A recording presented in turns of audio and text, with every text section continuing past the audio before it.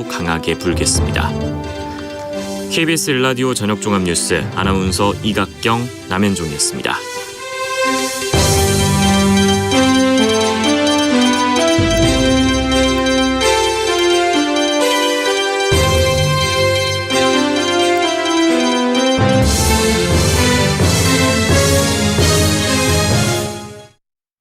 지금 시각은 7시 20분입니다. KBS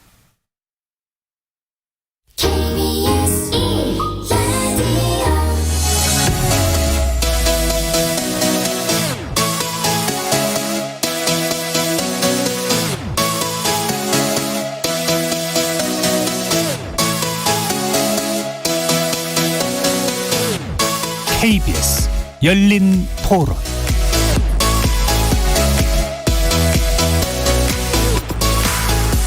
안녕하십니까. KBS 열린 토론 정준희입니다.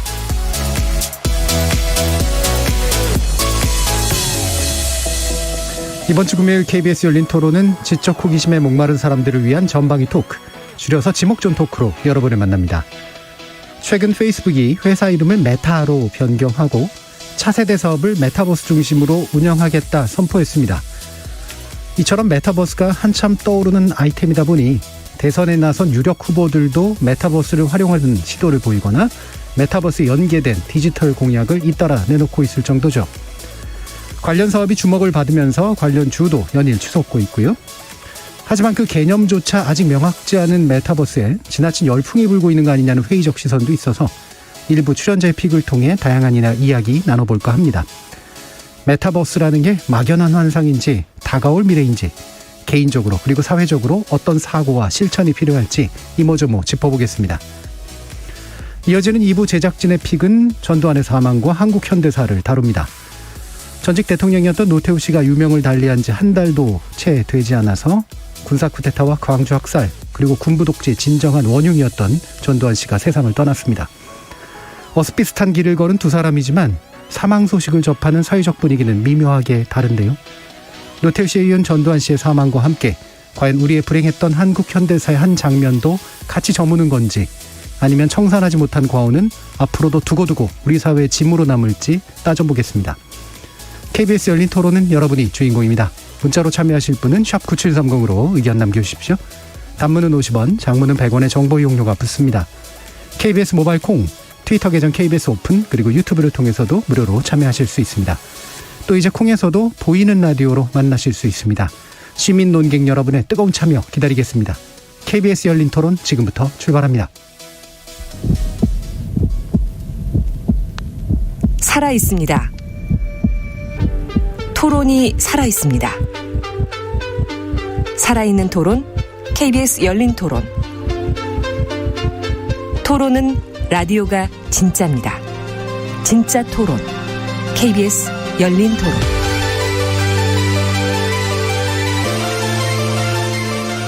오늘 함께해 주시는 분들 소개해드리겠습니다. 나라를 걱정하는 과학자 이종필 건국대 교수 나오셨습니다. 안녕하세요. 이종필입니다. 사랑 공감의 소설가 서유미 작가 나오셨습니다. 안녕하세요. 서유미입니다. 규정을 거부한다. 한국 여성 변호사의 손정희 변호사 나오셨습니다. 안녕하세요. 손정희입니다. 자, 그리고 오늘의 특별 게스트인데요. 신예를 벗어나서 주역으로 나서고 계시는 KBS 디지털 뉴스부 신지혜 기자 나오셨습니다. 네, 안녕하세요. 신지혜입니다. 자, 이렇게 물리학자, 소설가, 법률 전문가, 그리고 기자까지 각기 다른 전공, 개성, 지식을 가지신 네 분의 출연자와 함께 만들어가는 지적 호기심에 목마른 사람들을 위한 전방위 토크, 줄여서 지목전 토크, 제작진 픽 시작해보겠습니다. KBS 열린 토론. 그 메타버스가 어떤 새로운 신산업의 여러 가지 한 장르라고 생각되긴 합니다. 근데 지금 시점에서는 지켜봐야 된다. 모르겠어요, 솔직히.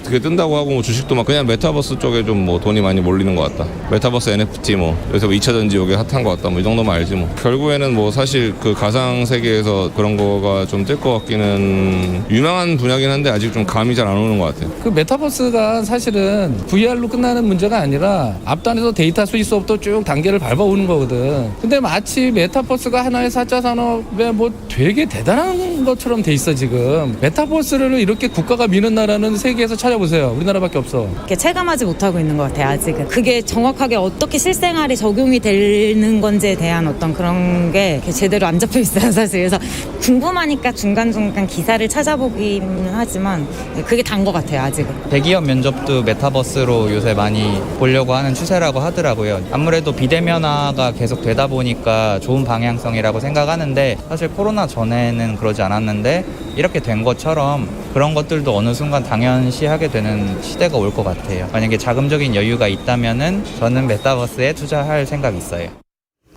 예, 일부 출연자의 픽은 메타버스에 관련된 이야기를 나눌 텐데요. 이 박한선 박사님 부재하시는 중에 저희 신재 기자님이 이제 특별 손님으로 오셨는데 주제도 가져오셨어요. 디지털 뉴스부라 그런 건가요?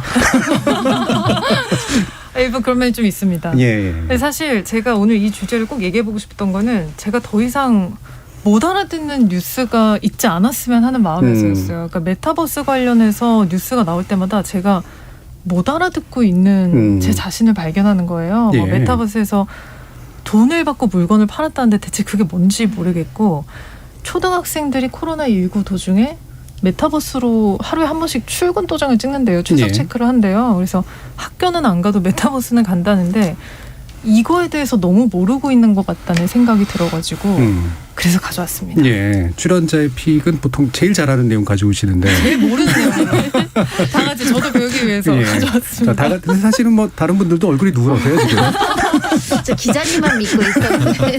아 정말 네. 예. 물론 이제 저희 그 이종필 교수님은 또 모든 걸 아는 물리학자이기 때문에 예, 메타버스에 대해서 상당히 또 조예가 깊으신 거로 저는 알고 있긴 합니다. 그래서 일단 아시는 교수님만 믿겠습니다. 자, 메타버스가 이제 상상의 영역으로 일단 만약에 논의를 한다면 상상력의 영역으로 서유미 작가님은 메타버스 경험은 해보셨어요? 저는 그 버스 안 탈래요.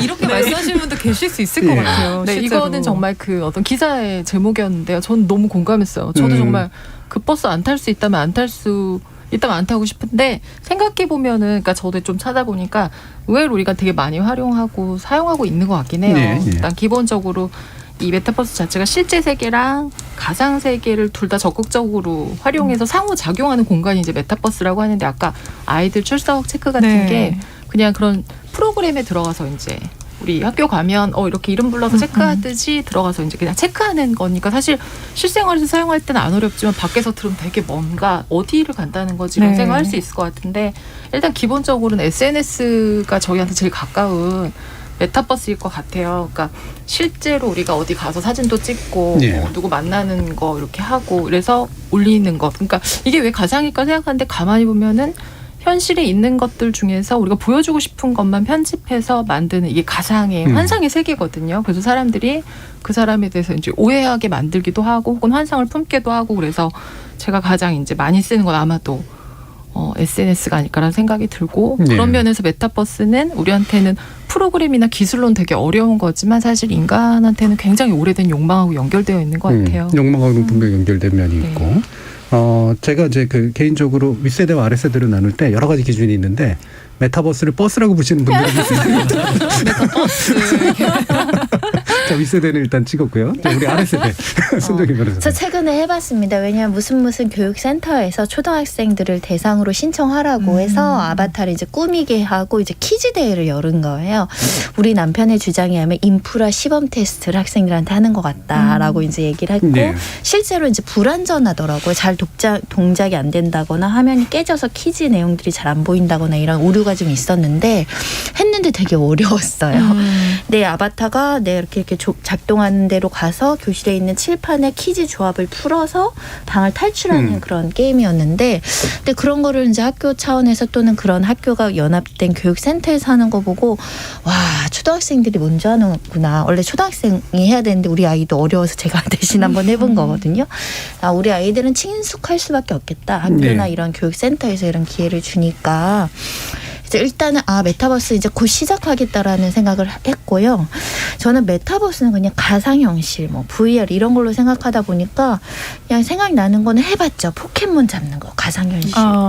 포켓몬 같은 가상현실이라든가 이런 게 먼저 생각이 나서 또 드라마 영화를 보면은 얼핏 그런 가상현실이라든가 또 다른 동시간대 다른 공간에서의 어떤 존재에 대해서 이야기를 하고 이런 것들이 생각이 나서 아주 막 익숙하지 않거나 그런 상황은 아니고 여러 개를 조합하면 메타버스가 되는 기억들이 있어서 곧 뭐 할 수도 있겠다. 곧 어떤 굉장히 폭발적인 인기가 있을 수도 있겠다. 그런 생각을 해봤고 이 메타버스는 사실은 요즘에 정치권에서도 나오는 이야기잖아요.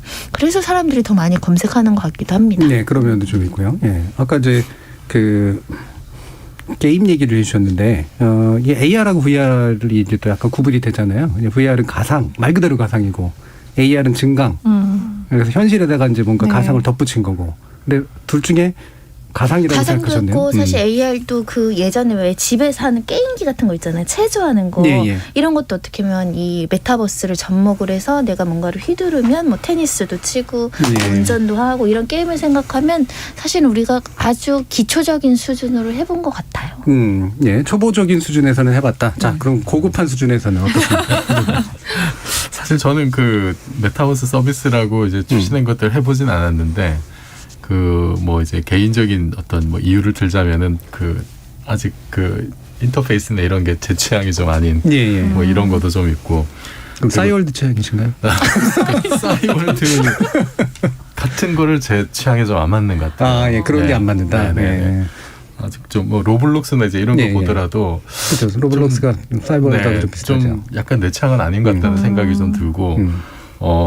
그리고 나이도 좀 먹은 것 같고요.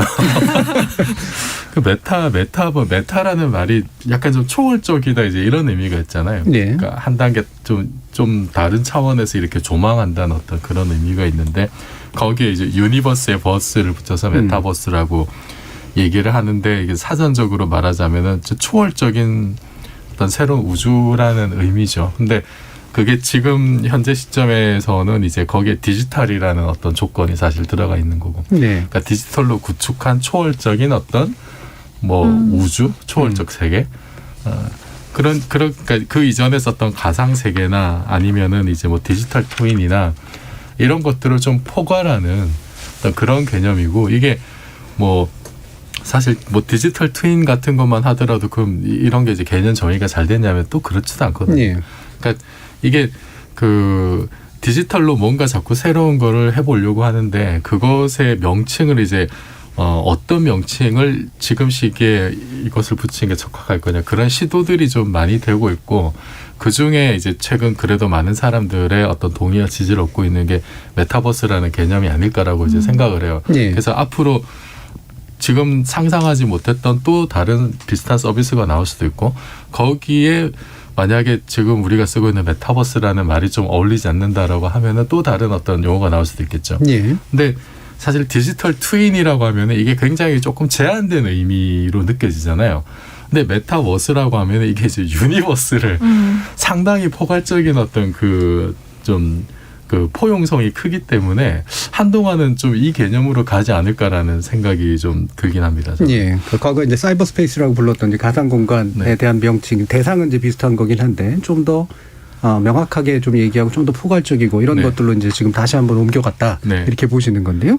신재 기자님은 경험은 하셨어요? 아니면 이제 어떠세요? 제가 이제 제페토는 다운받았는데 거기서 제가 뭘 해야 될지 저는 모르겠더라고요. 근데 이제 얼마 전에 뉴스가 로블록스가 다운돼서 전국의 초등학생이 난리가 났다는 기사를 보고 이게 뭐기에 해서 다운받아봤어요. 그래서 어떤 게임에 들어갔더니 정말 모르는 사람들이 막 게임 열심히 하고 있더라고요. 저를 제쳐둔 채. 그래서 이게 뭔가 현실에서 사람들이 실제로 사용하고 있는 서비스라는 게 하나 좀 확 느껴졌던 부분이고 근데 여기에서 내가 무엇을 하고 싶은가 여기에서 내가 사람들하고 어떤 식으로 관계 맺을 수 있는가에 대해서는 저는 아직 감을 못 잡았어요. 근데 어쨌든 이거를 알아야 뭔가 요 아래 세대랑 좀 얘기가 통할 것 같아서 일단 해보고는 있는 중인데 저희 사무실에서는 제대로 쓰는 직원이 없더라고요. 제 어린 직원이 95년생인데 자기네도 안 한다고 하는 거 보면은 좀 더 세대가 아래쪽에서 더 대중화가 된 것 같다는 생각은 좀 들었습니다. 자, 이게 뭐 로블록스 얘기 아까 이제 좀 여러분들이 해주셨는데 저도 물론 로블록스를 써보지는 않았습니다만 거기에 뭐가 팔리고 있는지는 알고 있거든요. 네, 예. 기사가 계속 나잖아요. 예. 그래서 이제 이게 게임 여러 가지 게임을 하나로 묶어놓은 걸 수도 있고 사실 그 게임 안에 게임을 즐기는 그런 방식이기도 하고 그 안에 이제 아이템들이 이제 교환되기도 하고 그러면서 사실은 기존에 이제 이미 페이스북 시대에 있었던 세컨드 라이프를 좀 변주한 형태로 다시 좀 등장한 것들인 셈인데 세컨드 라이프는 써보셨어요? 아니요. 세컨드 라이프도 뭐 비슷한 이유로 그러니까 뭔가 아직은 좀 베타 버전이라는 느낌이 뭐 다른 것들도 사실 그 세컨드 라이프는 이제 메타버스의 1.0이 실패한 1.0이지 않느냐 이런 평가들도 있더라고요. 거기에 비하면 지금 뭐 그 제페토나 아니면 로블록스는 상당히 좀 진부한 형태이긴 하겠지만 그래도 여전히 좀 뭐 아직은 전체적으로 기업으로 봤을 때 좀 이제 그 초기 단계이지 않은가라는 평가들이 많은 것 같고 그럼에도 불구하고 제페토는 지금 그 가입자가 2억 명 그리고 대부분이 이제 외국인이고 그리고 그 로블록스 같은 경우도 제페토나 로블록스나 그 로블록스 64%가 16세 이하가 맞습니다. 이제 가입자로 돼 있고 그리고 로블록스가 사실 그 우리나라에 크게 알려진 계기가 제가 알기로는 이제 오징어 게임이 대박 났을 때 전 세계 많은 가입자들이 로블록스에서 그 로블록스라는 어떤 게임 회사가 만든 어떤 그 메타버스 서비스 안에서 그런 어떤 개발자들이 있어가지고 이 개발자들이 여러 가지 다양한 오징어 게임 콘텐츠를 만들어서 있어요. 그래서 들어갈 수 있게 돼 있어요. 그거를 제공을 하고 거기서 사람들이 이제 노는 거죠. 말하자면 이제 일단 그 로블록스 같은 경우에도 놀이터의 개념이고 제페토 같은 경우는 유명해졌던 게 블랙핑크 아바타를 이용한 팬사인을 했는데 거기 뭐 4,600만 명이 동시 접속을 했다라고 하는.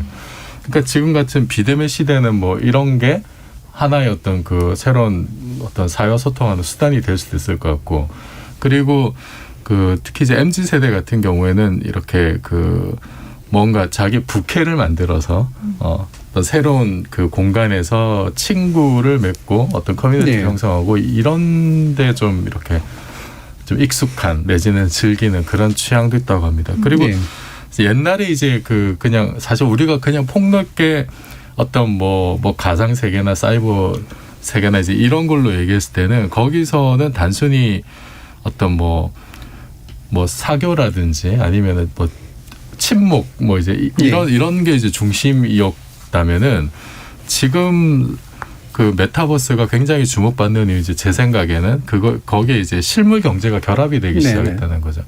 그게 뭐 물론 옛날에 이제 뭐 싸이월드 같은 경우에는 도토리라고 하는 그 안에서 통용되는 어떤 가상화폐 개념이 있었지만 지금은 그 블록체인 기술에다가 이제 그 NFT라고 하는 어떤 그 디지털 세상에서도 정품으로 인정을 받는 어떤 실질적인 가치를 가질 수 있는 어떤 그런 어떤 개체들이 이렇게 거래가 되면서 그러면서 그 안에서 뭔가 어떤 경제 생태계가 만들어지게 되고 거기서 수익이 만들어지면은 당연히 기업들은 거기에 이제 주목을 할 수밖에 없겠죠. 그래서 이게 뭐 옛날에 전혀 없었냐. 뭐 예를 들어서 뭐 어떤 MMORPG 게임 같은데 사실은 옛날에 얼마나 많은 사람들이 동시 접속자 뭐 수십만 명, 수백만 명 들어가가지고 거기 정말 출근 도장 찍고 계속 하루 종일 돌려서 알바 써서 돌려가지고 레벨업 해가지고 거기서 또 아이템 있으면은 사고 팔고 뭐 이제 이게 또 사회 문제가 되기도 했었죠, 그죠? 그거는 그냥 어떤 특정 게임 안에서만 그랬다면은 사실은 메타버스는 그것이 일상생활의 모든 공간으로 전면화되려고 하는 어떤 그런 서비스이지 않을까 그런 생각이 듭니다. 지금 2015님이 제페토에서 할 게 없다뇨. 전 올해 환갑인데 기죽이려고 하시네요. 제페토에서 할 거 무궁무진하게 많습니다. 큰 돈도 벌 수 있어요라는 말씀 주셨고요.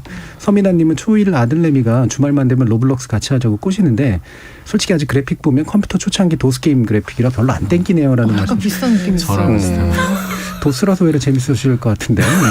자, 박민식님은 실제 원격 회의나 원격 체험할 때 어른들에게 유용할 것 같습니다. 내 아바타가 나의 클릭으로 움직이고 실시간으로 통역되어서 세계 사람들하고 자유롭게 소통할 수 있으니까요라는 말씀도 주셨어요. 근데 세컨드 라이프는 사실 제가 이제 유학 중에 이제 유행하던 거였는데 외국인 친구들 굉장히 좋아했거든요. 한국에서는 별로 인기를 좀 못 끌어. 이미 싸이월드랑 강력한 게 있어서 그렇기도 했는데. 거기서 있었던 일 중에 하나가 그 세컨드 라이프 핵심은 내가 제2의 인생을 살아본다면이잖아요. 그래서 현실에서의 나의 정체성과는 다른 정체성을 그래서 현실에서는 의사인데 나는 목수가 되고 싶어 해가지고 목수로 산다거나. 그래가지고 웃겼던 일 중에 하나가 이제 서로 남편하고 와이프 서로 싫어하는데 세컨드 라이프 다시 만났어요. 서로 다른 정체성으로. 그래서 이게 운명인가 아닌가 뭐 이런 거. 겪었던 그런 일들도 생각이 나고 그런 시도가 이제 가지고 있는 욕망이 있죠. 이제 결국은 새로운 세상에서 새로운 정체성으로 뭔가 살아보고 맞아요. 싶다라고 네. 하는 그런 부분도 분명히 있을 것 같아요. 맞아요. 그런 거 그게 있어요.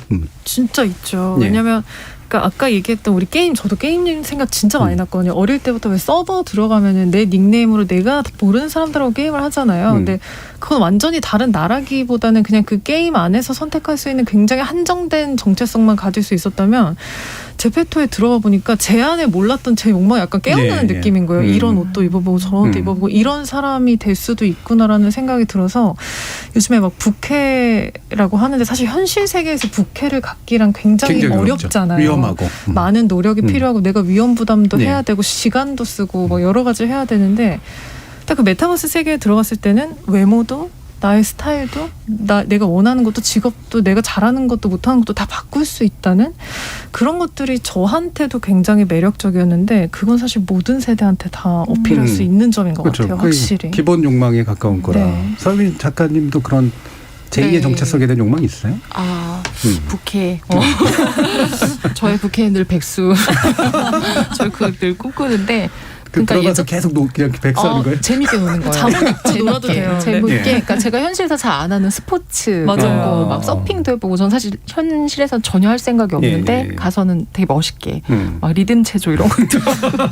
근데 이 부캐라는 게 아까 현실 얘기하셨지만 현실에선 그리고 예전에는 굉장히 특정한 히어로나 이런 사람들한테만 부여된 거였거든요. 예를 들면 뭐 아주 옛날에 요승골공주 민키 이런 거부터 뭐 슈퍼맨, 스파이더맨도 다 현실의 어떤 약간은 비루하고 조금은 찌질한 모습으로 있지만 그에게 이제 어떤 사명이나 뭔가 그렇죠. 주어졌을 때 이제 그 변신하는 걸 우리는 이제 사실 다 구경만 했단 말이에요. 근데 이 메타버스 안에서 이제 그런 것들을 다 아주 일반적인 사람들도 할 수 있다는 게 되게 매력적일 거고 이 메타버스라는 개념 자체가 보니까 그 1992년에 출간된 그 닐 스티븐슨의 소설 스노크래시라는 그 소설 안에서 이제 처음 나왔다고 해요. 그러니까 이게 92년도에 나왔으면 이제 상당히 오래된 소설인데 우리나라에는 2008년도에 이제 출간이 됐었는데 사실은 별로 인기를 못 끌어서 금방 절판이 됐다가 그게 이제 되게 인기를 끌어서 막 중고 시장에서 막 거의 10만 원 가까이까지 되다 최근에 이제 다시 이제 재출간이 됐거든요. 근데 여기서도 보면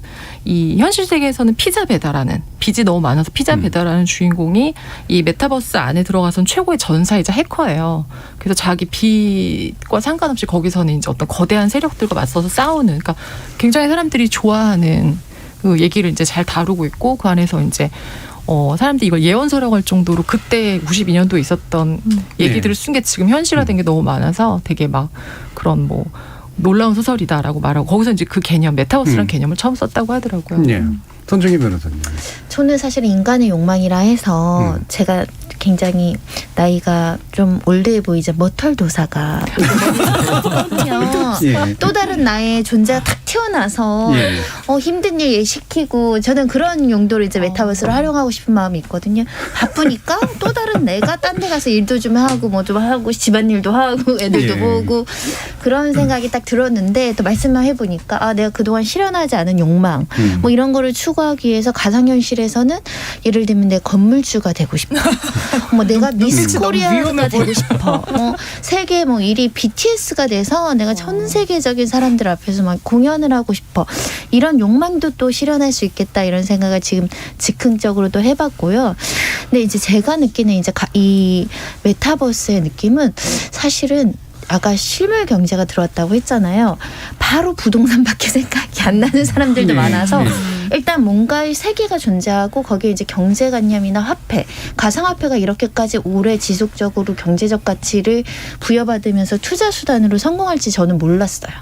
보이지 않는 돈이 뭐 가치가 올라봐야 얼마나 올라하는데 또 어마어마한 시장이 생겨서 이게 시장 가치가 있다고 생각하면 돈 되는 거에 사람들이 이제 맹목적으로 쫓기 시작하면 이런 내가 해보지 못한 어떤 능력을 발휘하거나 새로운 인생을 사는 것도 중요하지만 들어가서 이제 강남 땅을 사고 건물을 사고 이런 욕구들이 결합하면서 부작용도 좀 생기지 않을까. 네. 돈이 많으면 사기꾼 그 가상현실의 사기가 생길 수 있을 것 같고 그래서 그런 고민 범죄도 생길 수 있고 이런 범죄자를 또 때려잡는 가상세계의 어떤 경찰관과 이런 것도 만들어줘야 되나? 그런 건 누가 역할을 하지? 예.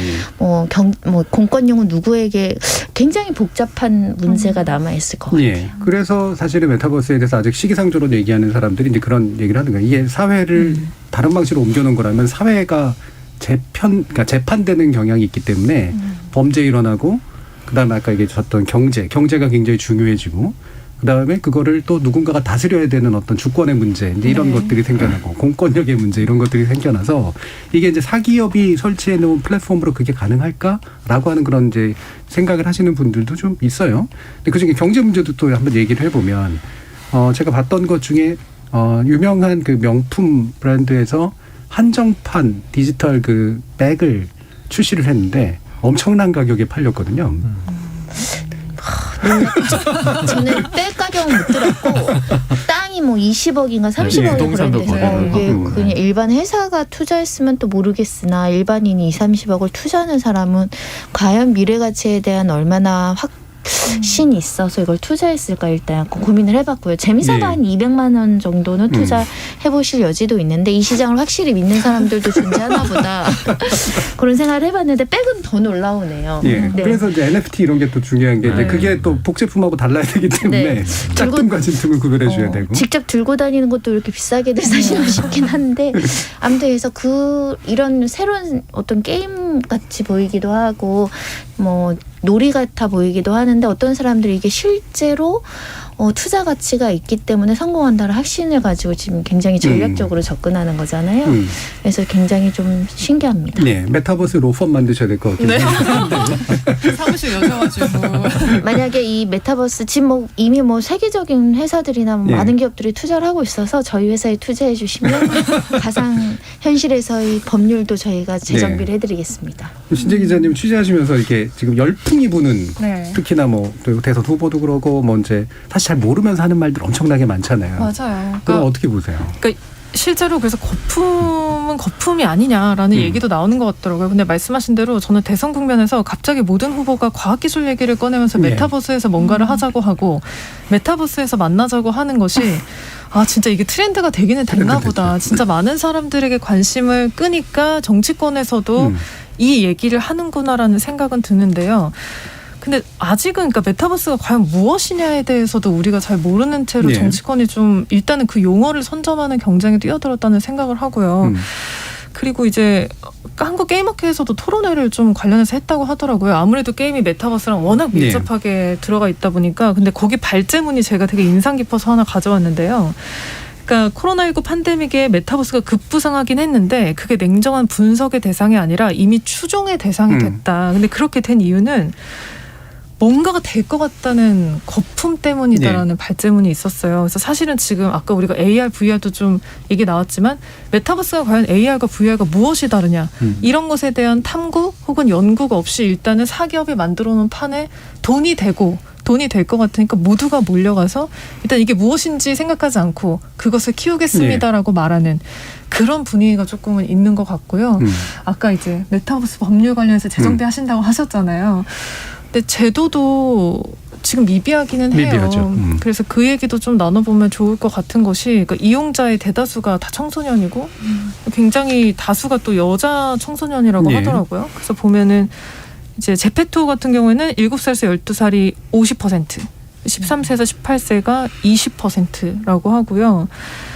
그리고 로블록스 같은 경우에는 7살에서 12살이 49%, 그리고 13살에서 18살이 12.9%로 과반이라고 해요. 그리고 제페토 같은 경우는 여자가 77%, 로블록스는 여자가 55%. 여기서 이제 성희롱, 그렇죠. 스토킹, 유사 행위 이런 것들이 발생을 하는데 이게 어느 나라가 만든 서비스도 아니고 그렇죠.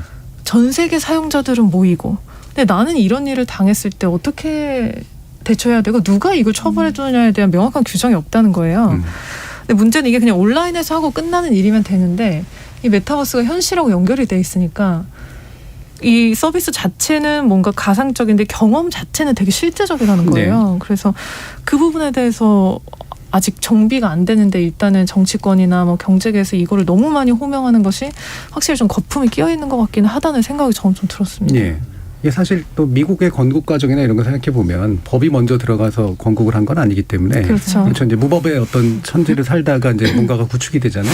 그래서 정치인들이 뭐 법 다 만들어 놓고 물론 메타버스를 해야 된다 이렇게 얘기할 수는 없겠지만 문제는 이제 일어날 일들은 이제 예상을 할 필요는 분명히 맞아요. 있겠죠. 실제로 네. 일어나고 있는 일들도 있고.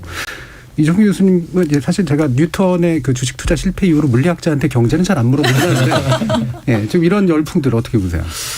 저는 그 어떤 초기에 거쳐갈 수밖에 없는 어떤 그 성장통이지 않을까라는 생각이 들어요. 그 어떤 분야든 새로운 어떤 시장이 하나 열리기 시작하면은 그러면은 사실 좀 이전에 비해서 약간 거품이 아니야라는 생각이 들 정도의 어떤 관심과 투자가 또 들어가야 그 처음에 어떤 생태계가 구성이 된다라든지 아니면은 뭐 좀 자금이 없는 벤처들이 이렇게 많이 모여들어서 어떤 혁신적인 서비스를 내는 이런 게 또 가능하니까 저는 초기에 이게 뭐 굉장히 성숙해 있는데 근데 거기서 이미 검증이 끝났는데 이제 계속 이제 투기가 이루어진다면은 문제겠지만 지금은 제 생각에는 이게 초기이기 때문에 좀 어느 정도는 감수해야 될 어떤 그 위험이지 않을까라는 생각이 들고 그런데 이제 왜 이렇게 많이들 모여들까? 제 생각에는 이게 무슨 특정 회사 뭐 이번에 이제 메타로 이름을 바꾼 뭐 페이스북이 그러면은 과연 뭐 10년 뒤에도 성공적인 그 메타버스 서비스를 제공할 것이냐, 제페토가 얼마나 갈 것이냐 이런 구체적인 회사와 구체적인 서비스가 뭐 미래 어떻게 될 것이냐를 전망하는 거는 지금 굉장히 불안정하죠. 사실. 그렇죠. 불안정한데 그런데 우리가 4차 산업혁명이라는 얘기를 쭉 이제 해오면서 뭐 그것도 거품일 수 있겠습니다만 어쨌든 지금 우리가 뭐 특히 이제 팬데믹 겪으면서 우리가 깨달은 게 이제 세상은 정말로 디지털 중심으로 재편이 되고 있구나. 이거는 제 생각에 거부할 수 없는 변화인 거예요. 맞아요. 그러니까 그 이름이 명칭이 뭐가 됐든 그게 뭐 디지털 트윈이 됐든 뭐 메타버스가 됐든 아니면은 더 찬란한 어떤 새로운 명칭이 나오든 간에 그 실체적인 어떤 의미로서 디지털로 새로운 세상을 만들려고 한다. 이 본질은 변하지 않을 것 같거든요. 예. 저도 그렇게 생각하는 게 명칭은 무엇이 됐든 간에 닷컴 버블이 버블로 끝난 건 맞지만 그 뒤로 닷컴이 없어진 건 아니잖아요. 거기서 생겨난 구글이나 아마존 지금 세상을 지배하고 있는 거예요. 사실은. 그래서 이 초기의 현상, 초기의 거품 현상과 그러나 그 밑에 저류로 흐르는 어떤 변화의 과정 이건 좀 구분해서 볼 필요가 분명히 있을 것 같아요. 작가님 버스 안 탈 수 없을 것 같은데요. 언젠가 우리가 다 타고 있을 것 같은데요. 우리나라가 제일 먼저 탈 수 있어요. 맞아요. 아니, 근데 네. 실제로 저희 시어머님이 이제 57년생? 56년생이신데 교회를 되게 열심히 다니세요. 근데 얼마 전에 교회 모임을 메타버스로 하기로 했다고. 예. 뭐 어떻게 해야 되냐고 저한테 물어보시는데 저도 잘 모르니까 아니 근데 어머니 거기 뭐 어린이들이 많아요? 이랬더니 다 동년배신데 코로나라서 만날 수가 없으니 그걸로 하자고 하셨다는 거예요. 그래서 줌으로 하시면 되지 않아요? 그랬더니 요즘에는 줌 안 하고 메타버스로 해야 된다고 하셔서 야 조만간 나도 회사 회의를 이렇게 하자는 공지를 받을 수 있겠다는 생각은 했어요. 예, 그 메타버스를 이제 아마 남편분이 다시 대신해 준다거나 뭐 여러 가지 일들이 있을 것 같은데. 메타버스도 예상하지 않은 메타버스에 대한 아주 증폭적인 그 기대가 아마 코로나19로부터 시작한 것 같긴 한데 근데 우리가 준비되지 않은 기술적으로도 성숙하지 않았을 뿐만 아니라 사회적으로도 이게 메타버스를 어떻게 해야 되고 어디에 접목할지 모르는 상황에서 여기저기서 메타버스를 보니까 어르신도 하고 여기 초등학생들도 하고 있고 해서 사실은 욕구는 많은데 또 막상 인프라는 안 돼 있는 느낌이 들어요. 지금 7606님께서 의심이 많은 건지 모르겠지만 현실의 탈을 쓴 가상의 비주얼 피싱 세계가 아닐까 생각합니다. 말씀 주셨고요. 코리아 래퍼님은 메타버스가 가상현실 차원을 넘어서 금융, 교육, 의료 등 블록체인 기술과 결합하여 발전할 것입니다. 라는 긍정적인 전망도 해주셨고 최세영님은 메타가 뜨길래 자회사 오큘러스에서 내놓은 오큘러스 퀘스트 2를 구입해서 사용해 보니 VR 메타버스 세계가 벌써 우리 앞에 와 있다라는 걸 느꼈습니다라는 말씀을 주셨습니다. 그러면서 레디 플레이 원의 세계가 도래했다는 거 플레이해 보면서 실감합니다라는 말씀도 주셨어요. 레디 플레이 원 굉장히 괜찮은 영화였었는데 보셨어요? 네. 그러니까 이게 사실은 레디 플레이 원이 뭐 지금 메타버스를 구현한 이제 영화 그렇죠. 매트릭스도 그렇고요. 예. 그런 가장 뭐 대표적인 메타버스가 뭐냐고 하면 레디 플레이 원 한번 봐봐야지. 그렇죠. 이렇게 하면 가장 확실할 것 같고 오큘러스 퀘스트 2는 이제 페이스북에서 이렇게 인수해가지고 그 만든 건데 그 전에 VR 기계들은 뭐 그냥 뭐 몇십만 대 나가고 말았는데 얘는 지금 출시 얼마 안 됐는데 이제 100만 대 이상 나갔다 그래요. 네네.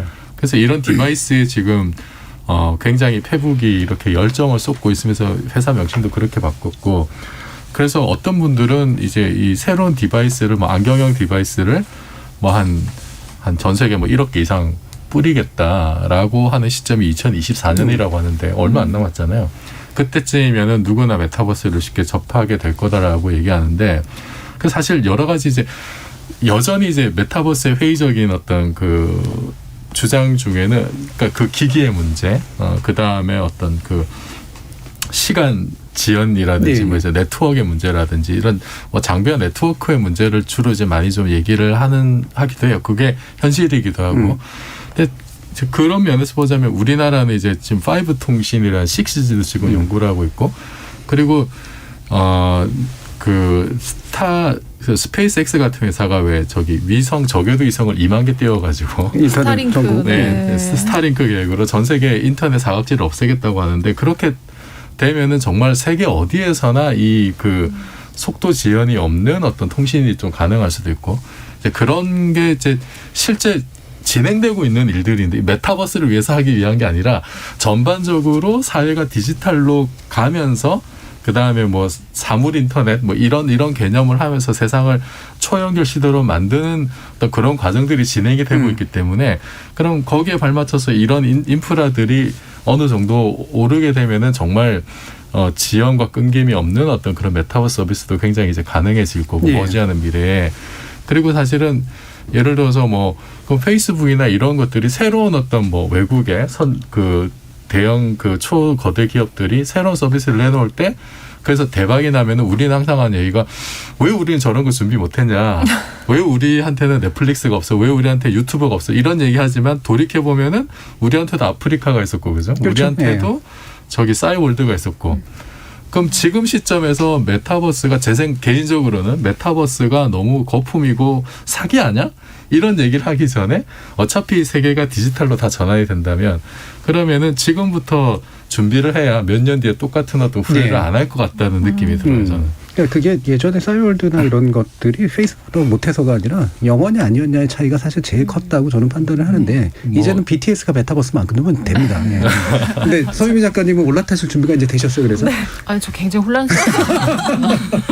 저는 진짜로 5년이나 10년 후에 우리가 어떤 모습일지 너무 맞아요. 궁금해요. 네. 진짜로 그 월스트리트 저널 기자가 아예 VR 헤드셋하고 손에 들고 이제 메타버스에서 자기의 행동을 제어할 수 있는 장치를 가지고 24시간을 살았더라고요. 근데 저는 그 영상의 결론은 불편하다, 현실이 최고다 일 줄 알았는데 괜찮다였어요. 네.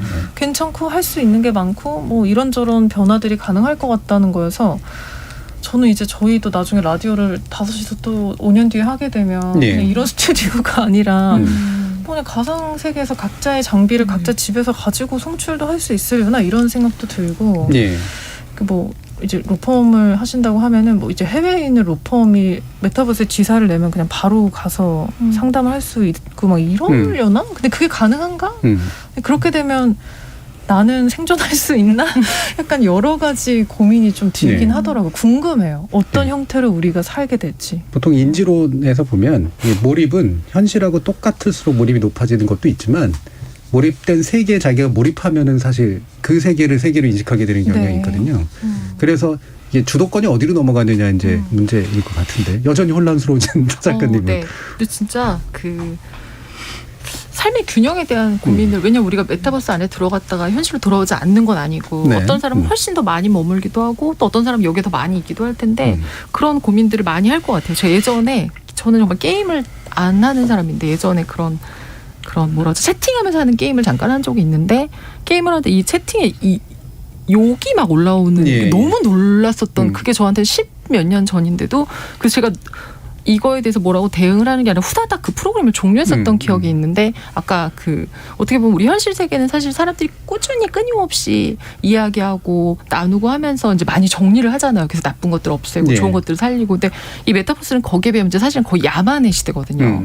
그래서 얼마나 많은 젊고 이렇게 뭔가 정체성이 잡히지 않은 사람들이 가서 사실은 이 세계에서도 나는 잘하는 중이고 네. 뭔가 이제 여기서 성장이라는 걸 겪고 있는데 거기에서 뭐 제가 이제 어떤 아바타를 우리가 다 정할 수 있는지 알 수 없지만 사실은 굉장히 어른의 행세도 할 수 있을 거고 성별도 바꿀 거고 되게 많은 다양한 뭐 직업도 선택했을 텐데 그걸 내가 어떻게 소화하면서 그 메타버스에서의 또 나라는 어떤 그 캐릭터를 잘 가져갈 수 있을까 그런 어떤 혼란들을 혹은 그 젊은 세대의 그런 것들 잘 모르는 어른의 세대가 또 어떻게 그걸 치유하거나 함께 좀 건강하게 네. 가져갈 수 있을까도 되게 고민될 것 같아요. 예. 저는 뭐 만약에 제언을 드린다면 욕쟁이 할머니 컨셉으로 가시거나 아니면 왜 그 무서운 여고생들 있잖아요. 남고생이 돼도 되겠다. 그죠? 없는 없니.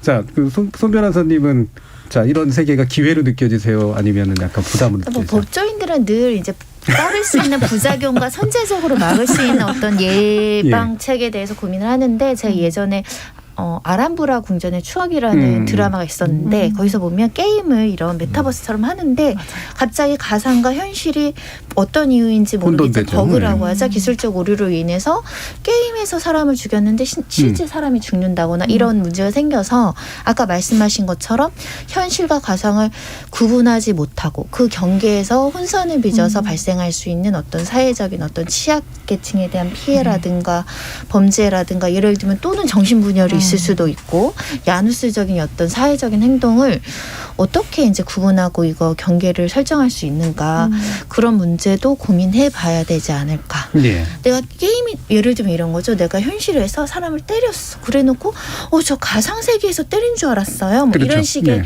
그런 변론도 나중에 내가 해줘야 되는 건가 뭐 그런 거 있죠. 네. 그런 상상도 해봤습니다. 네, 정체성은 여전히 변호사시긴 하네요. 자, 일부 마무리하기 전에 신재 기자님. 네. 자, 가져오고 보니까 잘 가져오신 것 같으세요, 주제? 이게 내가 가장 잘 아는 주제를 가져왔어야 된다는 말씀이 무슨 말씀인지 알았는데 저는 근데 이렇게 얘기를 하면서 근데 피할 수 없고 이제 버스 탈 준비를 하고 이제 티켓 끊을 준비를 해야겠다. 이제 열린 마음으로 더 사용해봐야겠다라는 생각이 듭니다. 네, 알겠습니다. 자, 기술 입국이라는 다소 거친 말로 표현됐던 제 어린 시절은 그래도 과학이 꿈과 희망의 소재였는데요. 미래 세상을 주제로 상상의 나래를 펼치던 기억들 가운데 어느 것은 아직도 꿈속에만 있지만 또 어느 것은 생각보다 멋지게 구현되기도 했습니다. 비록 메타버스라는 말 유행처럼 떴다지겠지만요. 필경 또 다른 이름을 달고 지금보다 더 현실이 돼서 어느새 우리 앞에 있겠죠. 지목전 출연자의 픽은 이것으로 마무리하겠습니다. 여러분께서는 KBS 열린 토론과 함께하고 계십니다.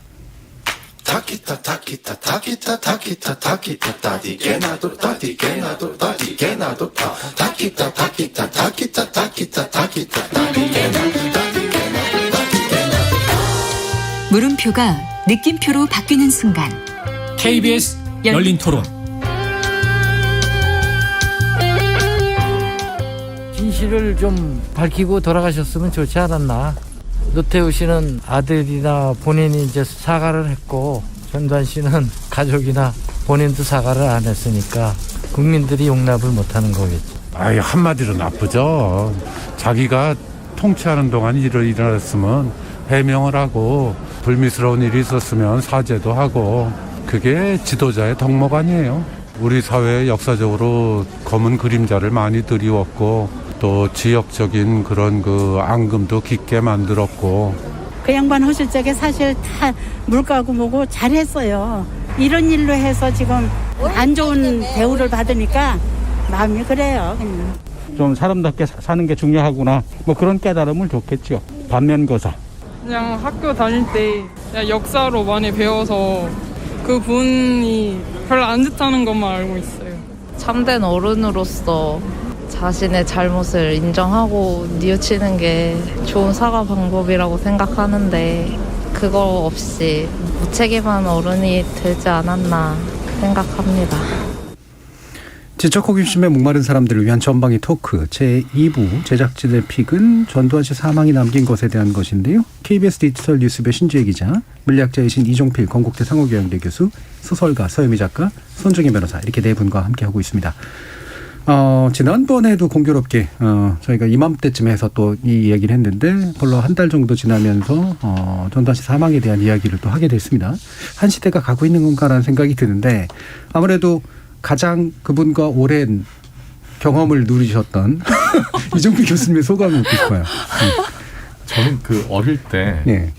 이제 79년에 이제 11.6 나고 이제 그 혼란의 전국에서 이제 제가 그때 초등학교 2학년인가 그랬는데 그때 제 기억 속에 어린 기억 속에 전두환은 전두환 장군이었어요. 그랬죠. 네. 그래서 저는 아니 장군은 강감찬 장군이나 이순신 장군한테 붙인 줄 알았는데 현실의 인물에게 장군이라는 호칭이 붙는 거 그때 처음 알았고 그리고 모든 언론에서 구국의 영웅이라고. 네네.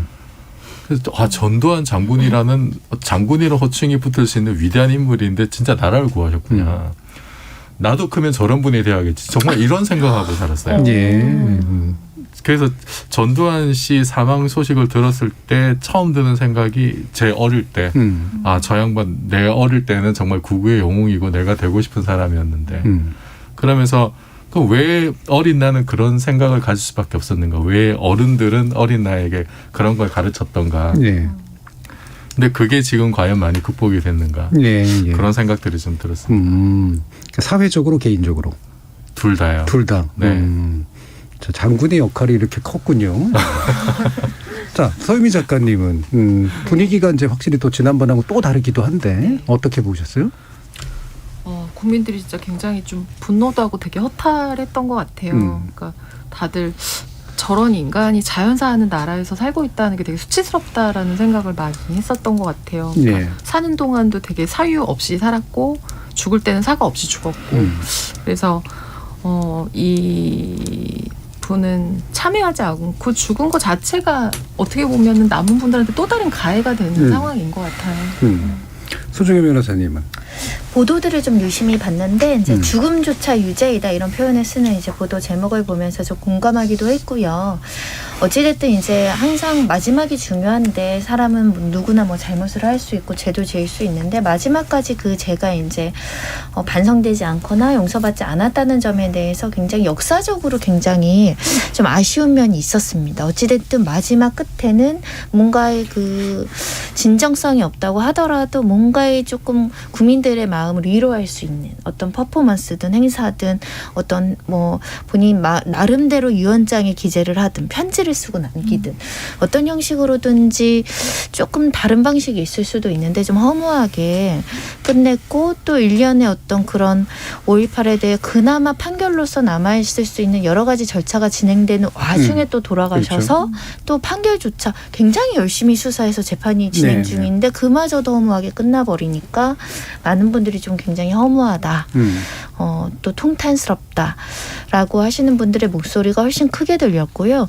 하지만 또 일부 뭐 장례식장에서는 뭐 경례하면서 용맹한 장군이었다 이렇게 표현하시는 어르신들도 있어서 세대마다 각자마다 경험마다 또 기억하는 게 다를 수도 있겠다 그런 생각도 했는데 다수의 국민들은 국가장을 하지 않는 거에 대해서 이론의 여지 없이 존경할 만한 대통령이 아니라는 건 확실한 것 같습니다. 예, 그 국민 다수의 분위기가 확실히 그 기울어 있는 건 분명해 보이고요. 개개인의 기억이나 뭐 어떤 조문의 방식은 되게 다를 수가 있겠지만, 근데 이제 확실히 누군가의 죽음은 때로는 선을 가르는 이제 어떤 게 되잖아요. 여기에 대해서 어떤 태도를 보이느냐, 어떤 호칭을 나타내느냐. 당연히 또 대선 기간이니까 정치권은 더 민감할 수밖에 없는데 신재희 기자님은 어떻게 관찰하셨어요? 정치권의 반응들. 일단은 뭐 민주당이나 정의당은 고민이 없어 보였고요. 특히 정의당은 표현 아주 강경하게 쓰면서 이제 죽음조차 애도할 수 없다 이런 취지의 논평을 냈었는데 제가 주목했던 거는 국민의힘 쪽이었어요. 그러니까 저희도 이제 대선 후보들의 동정을 취재를 하는데 고민하는 모습이 보였어요. 과연 조문을 갈 것인가 안 갈 것인가? 그래서 윤석열 후보는 그 23일이었죠. 그 사망일이 23일이었는데 가야 되지 않겠느냐라고 기자들한테 일단 당의 공식 입장은 아니고 나는 그렇게 생각한다고 했다가 번복했어요. 당연히 당 관계자들이 말렸겠죠. 뭐 홍준표 의원도 본인이 운영하는 그 청년의 꿈 게시판에다가 예. 가야 될까요, 말아야 될까요? 근데 가지 말라는 댓글이 줄줄이 남기니까 안 가는. 김기현 원내대표는 갔지만 개인 자격이라고 하는. 그러니까 이게 간다 안 간다를 본인이 정하지 않고 여론을 보고 정하는 네네. 모습을 보면서 이 부분이 아직도 국민의힘이나 그 지지자층에서는 완전히 정리되지 않은 문제일 수 있겠다. 하지만 저는 조문에 가지 않기로 결정한 거에 대해서 약간 좀 이전과는 달라졌나 이런 생각이 들었거든요. 그러니까 지금 여론을 살피고 여론의 대다수가 정말로 그 국가장에 반대하고 이 죽음에 대해서 애도보다는 분노를 많이 하는 분위기가 확실히 있구나를 저는 오히려 그 국민의힘 정치인들을 통해서 좀 느끼게 됐던 것 같아요. 예. 원래 정치라고 하는 거는 참과 거짓을 가르거나 옳고 그름을 가지르는 게 아니기 때문에 정치는 이제 분위기와 여론에 민감한 건 저는 네. 맞는 거라고 생각을 하거든요.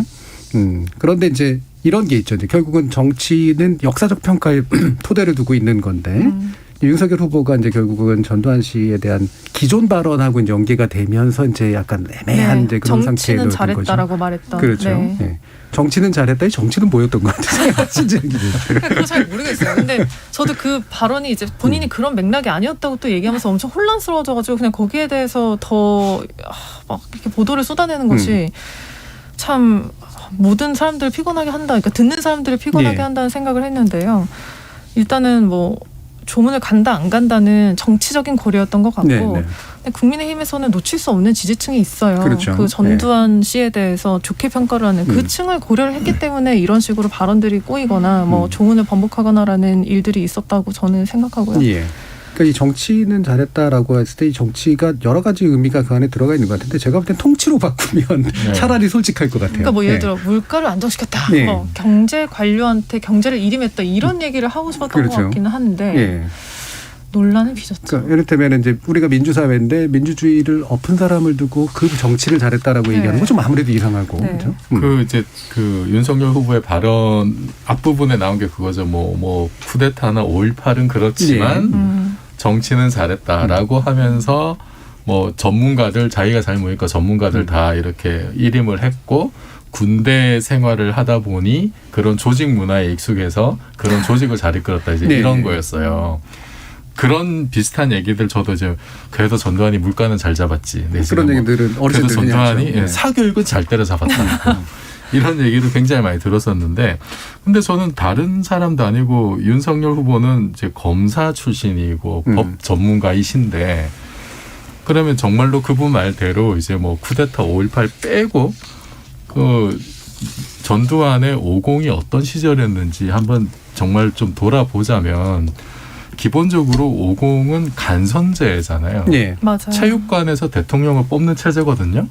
그럼 이분은 지금 간선제를 원하는 건가 일단 그런 생각이 들고 그리고 이분은 그 정권의 정통성이 없기 때문에 그 찬탈을 한 거잖아요.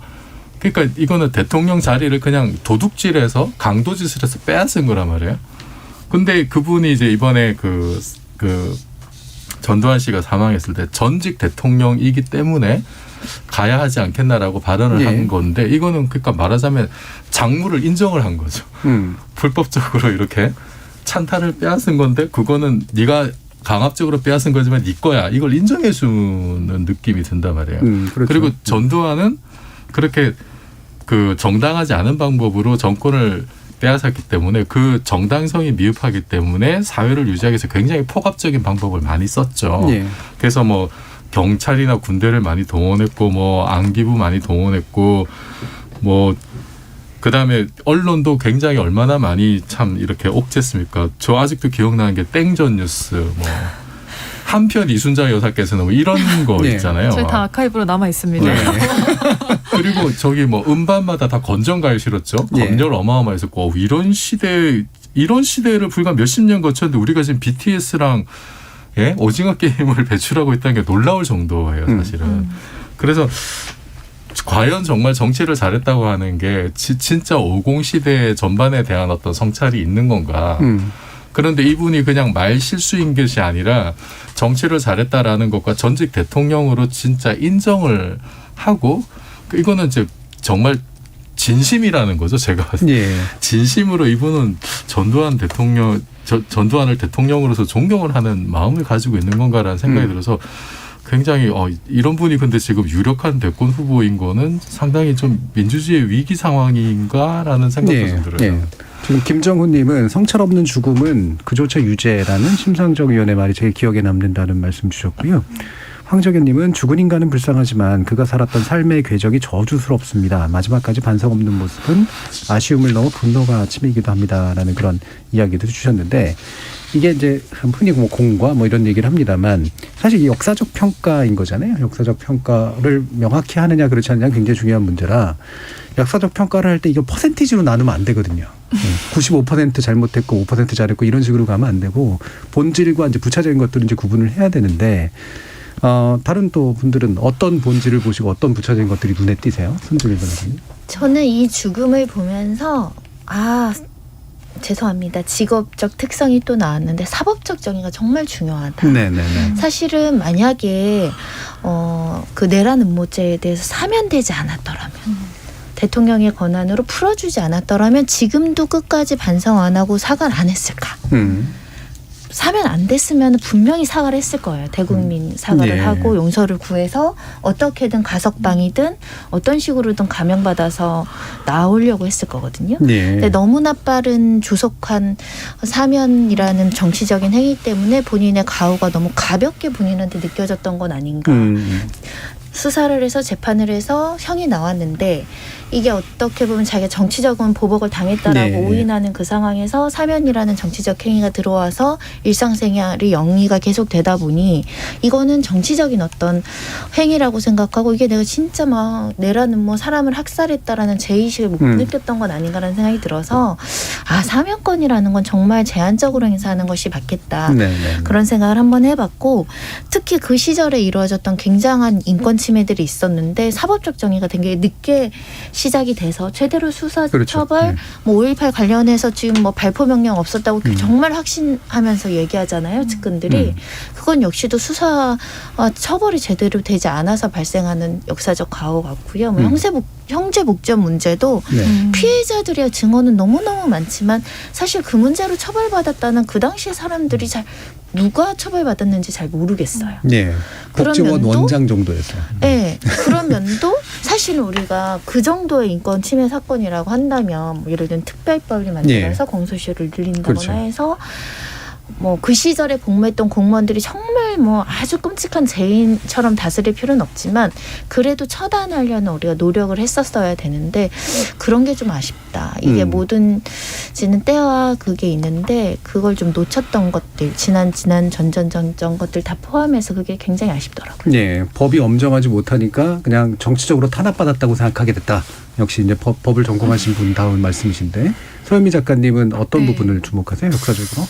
아까 이제 그 윤 후보 얘기했을 때 대통령 얘기를 하면서 어떻게 국민을 죽인 걸 빼고 말할 수 있는 거가 사실 굉장히 좀 분노스러웠던 것 같아요. 그러니까 대통령이라는 것은 어떤 사람이다라고 하는 인식 자체가 되게 좀 제대로 있어야 될 것 같다는 생각이 들고 일단 저는 이제부터 약간 우리가 이 죄를 짓고 죽은 전 대통령에 대해서 정말 좀 제대로 약간 이야기할 수 있게 되었다라는 생각이 좀 들어요. 사실은 그 전에도 계속 여러 가지 뭐 영화나 소설을 통해서 이 전두환의 그 범죄 행위 이런 것들에 대한 얘기들이 있긴 했어요. 사실은 그동안 뭐 제대로 이야기하지 못했던 것들 우리가 이 사람의 범죄 행위나 극악무도함을 몰라서 얘기를 안 했던 건 아니거든요. 왜냐하면 현실 속에 아직도 이 사람 지지하는 세력이 너무 많고 그다음에 연결되어 있는 사람들이 권력이나 이제 부를 너무 많이 쥐고 있기 때문에 사실 눈치 보느라고 많이 이야기를 이제 못했었던 건데 그래서 이 이야기를 하고 싶은 너무나 많은 창작자들이 있지만 사실 얘기를 하면서도 되게 좀 눈치를 많이 봤던 것 같아요. 그래서 뭐 특히 이제 영화 26년 같은 경우는 사실 굉장히 충격적인 그런 설정이잖아요. 그렇죠. 3명의 젊은이들이 의기투합해서 이 전두환을 죽이러 간다. 사실 연희동 근처에서 저도 이제 창작촌에 있어봤지만 너무나 삼엄한 경비, 너무나 좋은 집을 왜 저렇게 우리가 해야 되지라는 생각을 많이 했었는데 그때도 너무나 많은 사람들이 마음으로 하고 싶었던 걸 이제 결국 어떤 창작자가 영화로 이제 그림으로 그리고 영화로 만들었던 건데 사실 거기서도 쏘지를 못하거든요. 그래서 영화가 실제로 개봉이 됐을 당시에 광주 극장에서는 그 마지막 저격수가 그 망설이고 있을 때 그 극장 안에 사람들이 다 같이 소리 지르면서 쏘라고 그렇죠. 예. 했었다는 그 부분이 있었어요. 쏴 예. 당겨라고 해서 막 저 울고, 안에서라도 쐈으면 좋겠다 이런 그 거죠. 안에서라도 예. 좀 했으면 좋겠다라고 하는데 그걸 하지 못했는데 이제 어떻게 보면 사망을 계기로 시작해서 이분은 사과하고 가지 못했지만 이분 때문에 고통받았던 분들을 위로할 수 있는 길은 결국 계속 이 이후에 더 많은 것들에 대한 얘기가 나와서 우리가 그래야 이거를 좀 제대로 지나갈 수 있을 것 같아요. 네. 지금 0385님께서 특정 정치 세력이나 언론들이 그때는 경제 좋았다, 공과 따져야 한다는 말을 종종 하는데 공을 평가받고 싶었으면 시민들을 학살을 하거나 독재를 하지 말았어야 평가가 가능한 거 아닌가요? 컨닝에서 성적 좋은 게 무슨 의미가 있습니까? 불법 저지르는 돈만 잘 벌면 된다. 천박한 사고방식 같은 맥락이라 섬뜩합니다라는 말씀도 주셨는데 실제로 뭐 컨닝은 한 건 맞는 것 같고 성적이 좋은 건지도 저는 사실 잘 모르겠어서 어떠세요? 평가가. 그 공과를 논한다는 게 아까 그 교수님 말씀하신 대로 그러니까 95% 잘한 거랑 5% 잘못한 거라는 식으로 판단할 수 있느냐 그건 별개일 수가 없다고 생각하고요. 다만 이제 저도 그 공과론의 보도를 좀 찾아봤어요. 그러니까 예. 저는 공이 뭔지 잘 모르겠어서 진짜로. 왜냐면 그 시대를 살아보지도 않았고 뭐 그때 물가가 어떻게 안정되는지도 모르니까. 근데 크게 꼽는 잘한 점이 두 개가 있더라고요. 하나는 차기 정부한테 권력을 평화롭게 이양하고 단임제로 끝냈다는 거. 그렇죠. 두 번째가 이제 뭐 아까 말씀하신 물가 안정과 88 올림픽 유치였는데 그 차기 정부한테 평화롭게 권력을 이양했다고 본인이 이제 이임사에서도 얘기했더라고요. 네. 근데 그거는 이제 만약에 쿠데타로 권력을 잡았어도 그때 처음에 자발적으로 나는 딱 이렇게만 하고 끝내겠고 직선제로 개헌하겠다고 하면 모르겠는데 그게 다 뭐 4.13 호원 선언과 그로 인한 민주화 운동과 다 등 떠밀려가지고 한 거였잖아요. 그리고 이제 본인 자체가 이제 5천 명의 선거인단으로 선거인단을 꾸려서 뽑힌 간선제 대통령이었고 그래서 그 첫 번째 공은 사실 본인이 했다고 볼 수가 없는 부분이고 경제 관련해서는 사실 그런 얘기 있었더라고요. 그때가 이제 완전 전 세계 경제가 호황이어가지고 3저, 그러니까 저물가, 저유가, 저달러 이게 작용을 했었다고 얘기를 하는데 그러니까 그거를 과연 그러니까 공으로 봐서 같은 분량으로 혹은 이제 기계적 균형을 위해서 이제 학살의 역사 뒤에 공으로 과연 우리가 언급을 해야 되느냐에 대해서는 또 한번 여러 가지 의견이 있을 수 있다는 생각을. 예. 그러니까 저는 이게 뭐 냉정하게 보자면. 한 가지 면은 이제 볼 수가 있는데 그걸 공이라고 전 얘기하고 싶지는 않고요. 이를테면 모든 그 후진국들이 군부 독재를 상당히 겪잖아요. 네. 그리고 그 군부 독재를 겪은 나라들이 여전히 계속 후진국이에요. 근데 한국만은 그걸 벗어나는 게 있단 말이죠. 이게 물론 시민들의 덕으로 가능했던 것이긴 한데 개발 독재 유형을 겪은 나라들 중에 그 개발이 성공한 나라들이 별로 없다면 그 개발 독재의 이른바 주군이라고 불리우는 자들이 태도가 조금씩 달랐던 것들은 있다. 이럴 때면 박정희에 대한 평가나 전두환에 대한 평가를 봤을 때 뭔가를 개인적으로 털어먹긴 했지만 전 나라를 털어먹는 방식으로까지는 하진 않았다. 근데 매우 많은 나라들이 나라를 털어먹거든요. 예. 나라는 계속해서 빈국으로 만들어 놓는데 요 차이 정도는 있긴 있다. 근데 그거를 그럼 공으로 봐야 되느냐라는 문제가 있는 거죠. 네. 여전히 뭐 정경유착이나 관치금융이나 그렇죠. 뭐 그런 거는 엄청 그래서 추징금도 굉장히 천문학적으로 나왔던 것 같고 저는 그러니까 공과를 따진다고 할 때마다 생각이 나는 게 보통 사람은 50년을 착하게 살아도 한순간 살인하면 살인자로 평생 살아요. 네. 그리고 그 멍해가 자식들한테도 이어집니다. 너 아버지 소련자지. 아무리 50년을 착하고 열심히 살아도 단 한순간의 실수, 단 한 명을 죽여도 그렇게 그 멍해가 후대까지 가요. 근데 전두환은 말도 안 되는 겁니다. 이거는 지금. 말도 안 되는 거고 그다음에 지금 만약에 이제 최근에도 왜 이렇게 아주 잔혹하게 뭐 살인을 했다. 이런 사람들이 경찰서 나갔다가 나오는데 마스크로 가려졌다 얼굴을. 그러면 엄청난 비난이 쏟아집니다. 왜 살인자의 인권만 저렇게 보여주느냐. 희생자의 인권은 안중에도 없느냐. 이렇게 정말 언론에서 십자포화를 퍼붓습니다. 그런데 과연 전두환에 대해서는 그런 식의 균형 잡힌 어떤 그 피해자에 대한 생각이 있었느냐. 전혀 없었죠. 저는 이거 굉장히 부당하다. 그리고 이 부당함을 증폭시키는데 언론이 굉장히 큰 역할을 했다. 제가 땡전 뉴스를 보면서 이렇게 전두환이 구구의 영웅으로 알고 살았던 어린 시절이 너무 억울한 거예요. 그런데 그것이 지금 뭐 40년이 지난 지금에서 많이 바뀌었느냐. 왜 외신들은 학살자, 독재자라는 단어를 쓰는데 한국 언론은 그렇지 못하느냐. 왜 뉴욕타임스가 민족 정론지가 되고 있느냐. 굉장히 답답해요. 답답하죠. 예. 자, 그러면 이게 뭐가 사실 갔는데 남은 게 있잖아요. 남은 걸 어떻게 해결해야 되느냐 문제가 분명히 있잖아요. 어떻게 보세요? 일단 역사적으로 그래도 뭔가 명확히 하는 거는 사법적인 판단이 나오면 좀 더 네. 명확해질 수 있을 것 같은데 아쉽게도 이제 형사재판 같은 경우는 사망하셨기 때문에 공소권 없음 공소기각 판결이 나와서 확정 판결로서 그 1심에서 이게 허위사실이고 명예훼손의 고의가 있다라는 판결이 법률적으로 확정됐다는 판단은 사실 어려워졌고요. 다만 그래도 1심 판결은 상당한 증거 조사를 통해서 나온 객관적인 어떤 판단이라고는 보셔도 될 것 같습니다.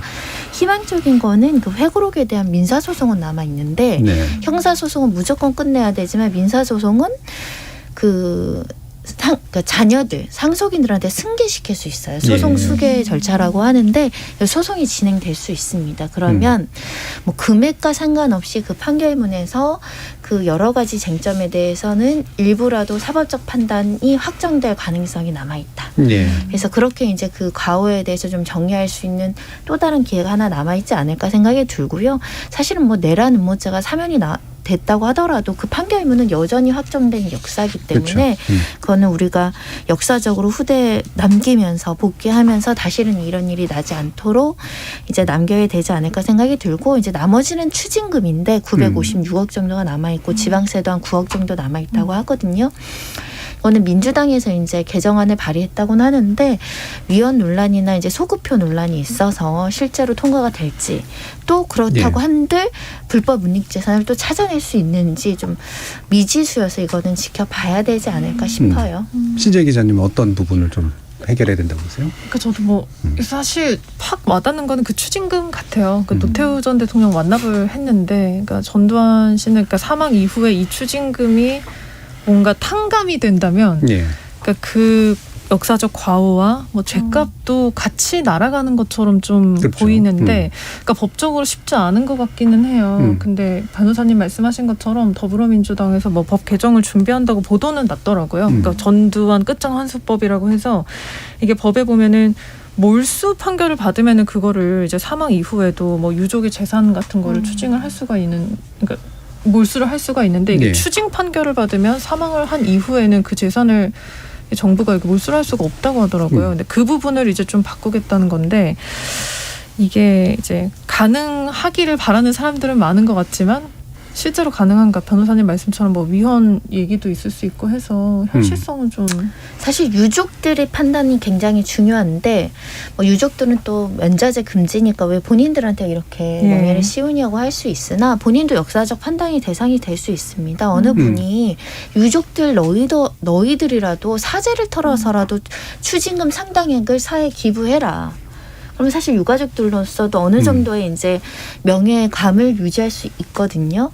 그런 어떤 차선책? 뭐 그런 것도 있지 않을까. 그러니까 아버지의 어떤 가오긴 하지만 그래도 아버지의 가오로 본인들이 어찌됐든 호의호식한 세월이 있잖아요. 그걸 좀 반환할 수 있는 방안이 없을까 싶어요. 저 마지막으로 사실 대중의 기억 속에 남는 거는 좋은 문학 작품으로 인물에 대한 평가가 남거든요. 삼국지라든가 이런 거 보면 어떻게 어떤 문학 작품 내지 어떤 예술 작품으로 이 사람에 대한 역사적 평가가 남기를 바라시나요, 서영 작가님? 이 사람에 대해서 사실 쓴다라는 건 어려울 것 같아요. 그냥 완전 절대 악처럼 나오지 않을까 싶어서. 근데 어떤 그 되게 진한 잉크 같은 악이 퍼져서 되게 많은 사람들의 삶에 오점을 남기고 씻을 수 없는 상처를 남기는 이야기들을 결국 할 수 있을 거고. 저도 이제 이분 돌아가시고 나서 이제 그 신문에 나온 것 중에 한겨레 신문에서 이제 그에게 사과받지 못한 사람들을 쭉 실은 걸 보고 뭐 그분들 뿐이겠어요. 너무 가슴이 아프더라고요. 근데 지금 유가족 얘기가 나왔지만 유가족들은 왜 사죄하지 않을까? 그렇죠. 자기가 한 건 아니긴 하지만 충분히 사죄할 수 있는 시간들이 중간에도 있었고 되게 그 많은 순간들이 있었지만 계속 모르쇠로 일관하고 있거든요. 그래서 그것 때문에도 또 노태우 전 대통령의 어떤 가족들과 되게 비교가 많이 됐던 것 같고 어떤 방식으로든 독일이 정말 그 지금 이렇게 100년이 지날 때까지도 나치와 히틀러의 어떤 그 잔악성에 대해서 끝까지 파헤치고 사람들을 위로했던 것처럼 아마 우리도 역사라는 것이 사람이 죽으면 끝나는 것은 아니다라고 하는 걸 분명히 좀 보여줄 필요가 있을 것 같아요. 맞습니다. 자, 오늘 KBS 열린 토론 지목전 토크 두 가지 주제 이야기 나눠봤는데요. 함께해 주신 소설가 서유미 작가, 손정혜 변호사, 신지혜 KBS 기자, 그리고 이종필 건국대 교수 네 분 모두 수고하셨습니다. 감사합니다. 감사합니다. 제 기억에 남은 이미 고인이 되신 두 분의 선생님이 계신데요. 한 분은 독재 권력과 잘 어울리면서 스스로 막강한 권력을 누렸고, 다른 한 분은 독재 권력과 평생 맞서며 굴고 그린 삶을 살았습니다. 이 두 분 약간의 시차를 두고 돌아가셨는데요. 권력을 누리던 한 분의 상가에는 진심이 아닌 화합만 넘쳤고, 소박했던 다른 한 분의 관은 서로 들겠다는 사람들로 넘쳤습니다. 누구나 명복을 빌 자유는 있습니다. 하지만 진심으로 명복을 빌어줄 가치는 아무에게나 있지 않습니다. 저는 다음 주 월요일 저녁 7시 20분에 다시 찾아뵙겠습니다. 지금까지 KBS 열린 토론 정준이었습니다.